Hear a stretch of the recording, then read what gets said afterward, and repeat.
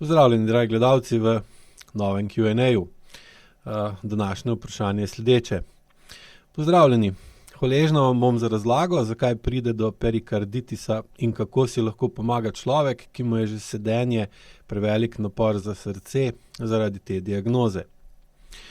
Perikarditis je vnetje perikarda, membrane, ki obdaja srce in ga ščiti pred trenjem z drugimi organi. Ta del je v bistvu najbolj pomemben za razumevanje, zakaj iz vidika AEQ-ja pride sploh do perikarditisa. Skozi AEQ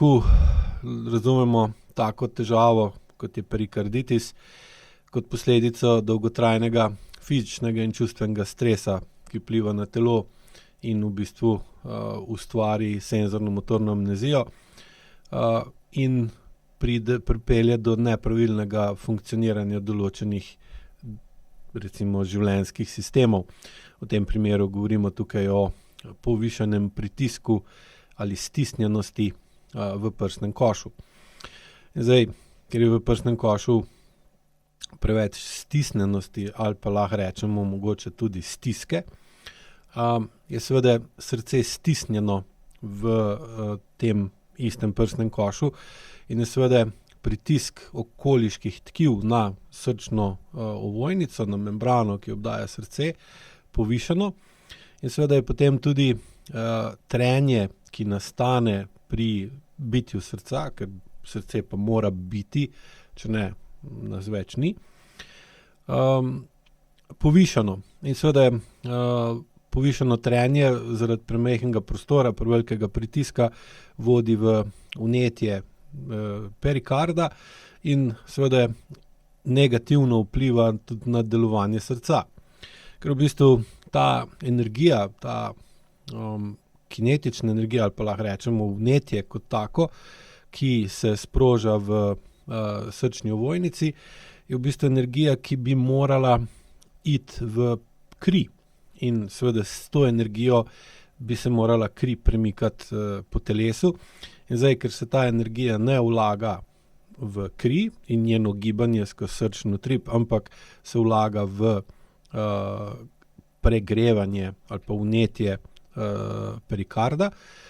seveda dobimo poslabšan ali pa slabši, manj učinkovit krvni obtok ali pa delovanje kardiovaskularnega živčnega sistema. In seveda je zaradi tega tudi hitro pride do prevelikega napora za to osebo ali pa tehnično gledano za njegovo srce, kar seveda za sabo potegne, da se pol proučuje, kaj je s tem človekom narobe, kaj mu manjka, in lahko dobimo tudi diagnozo perikarditis. Zdaj, iz tega sledi, da je moralo priti do spremembe funkcije srca, kar pomeni, da se je morala osnovna funkcija srca, in to je črpanje, poganjanje krvi po telesu, spremeniti, upočasniti, oslabiti, otežiti.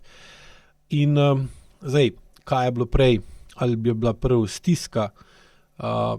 pa je pol prišlo do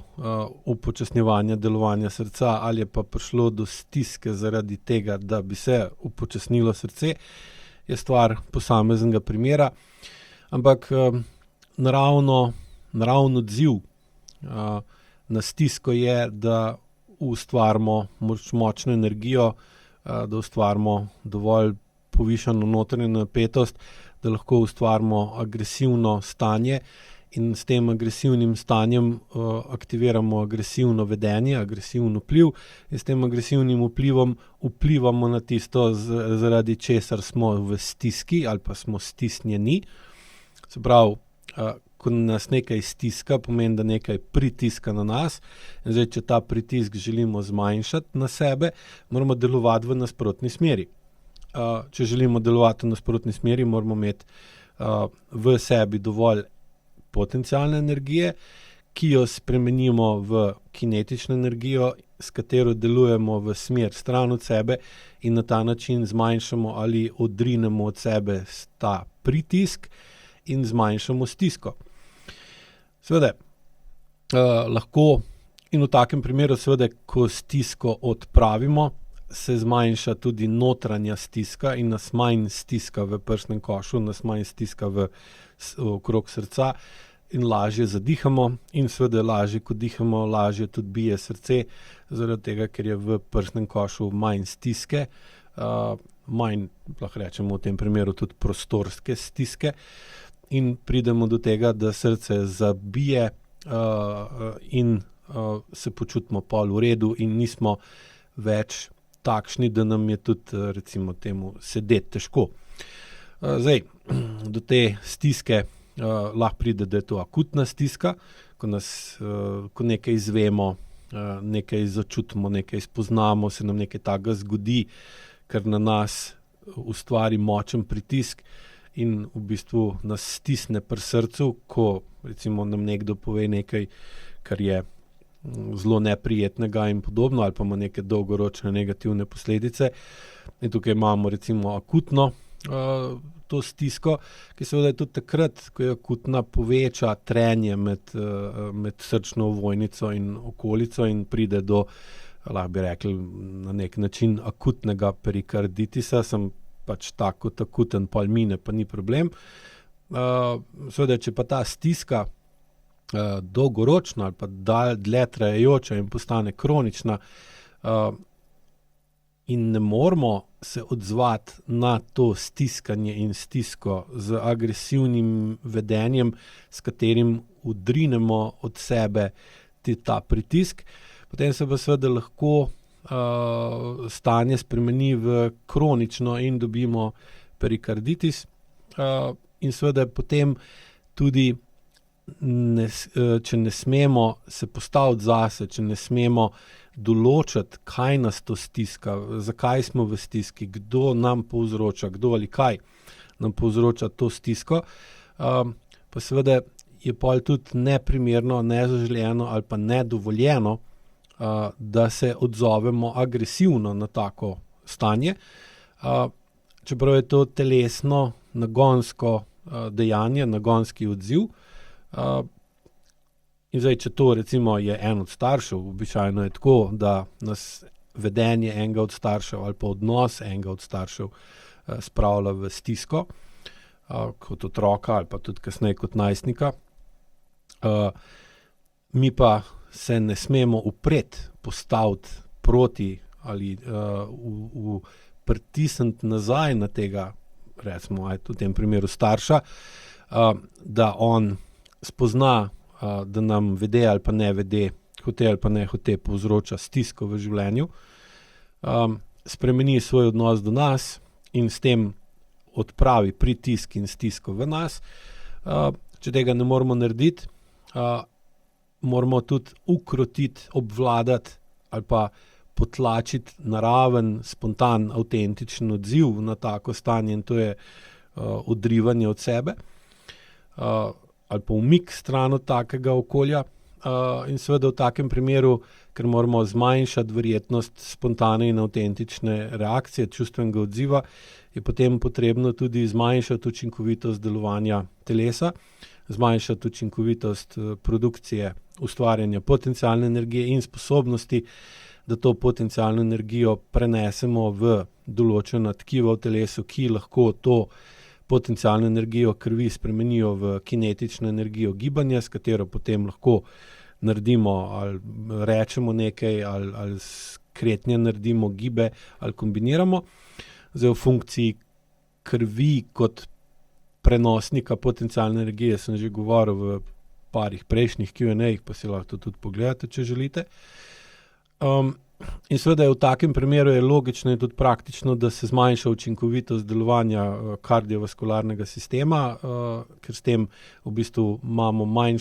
na razpolago manj potencialne energije v mišičnih tkivih. Zaradi manj potencialne energije v mišicah je manjša verjetnost, da se bomo odzvali agresivno in s tem zmanjšujemo verjetnost, da bomo uporabili spontano in avtentično vedenje proti nekom, ki bi to seveda tudi v bistvu moral začutiti in razumeti, ter se primerno odzvati. V tem primeru pa tega pol ne naredimo, se sprijaznimo ali pa pomirimo s takim stanjem in se ustvarijo vsi pogoji za nastanek takšnega stanja, kot je perikarditis. Zdaj, z vidika AEQ metode seveda se v takem primeru svetuje postopno zniževanje senzorno-motorne amnezije z AEQ vajami, pa deloma v tem primeru, ker govorimo o prsnem košu, tudi so še posebej primerne AEQ dihalne vaje. In potem kasneje, ko oseba pride k sebi ali pa dobi več moči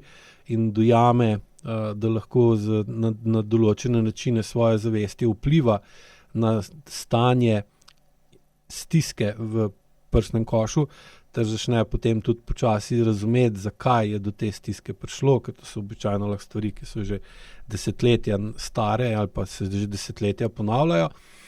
In potem gre pa v proces dviga čustvene zrelosti in z dvigom čustvene zrelosti v bistvu postaja vedno bolj učinkovit in suveren v primerni uporabi agresivnega vedenja in se vedno bolj zrelo in odraslo, se pravi ne otroško, ne nemočno odziva na to kronično stisko, ki jo ima v sebi. Kaj še običajno se zgodi v takih stanjih je, da oseba potem dojame, da je bila v taki stiski leta nazaj in da te stiske v bistvu več v resnici ni, ampak jo še vedno njen podzavestni živčni sistem ponavlja in obnavlja, čeprav je v današnjem trenutku, zaradi tega, ker je oseba zdaj odrasla, ima drugačno družinsko dinamiko, drugačne sposobnosti, vrednost in podobno, nesmiselno čutiti tako stisko in seveda potem skozi AEQ lahko pride do postopne spremembe delovanja živčno-mišičnega sistema, dviga čustvene zrelosti in odprave te kronične stiske v prsnem košu, ki se najprej zmanjšuje, potem postaja tudi, pride do občasnih prekinitev, potem se pa počasi spremeni iz kronične v akutno in zdaj odvisno od začetnega stanja in od pripravljenosti okolice na spremembe, pride do bolj ali manj kvalitetnega urejanja stanja in s tem izboljšanja ali pa odprave samega problema. Hvala lepa za vašo pozornost in nasvidenje naslednji teden.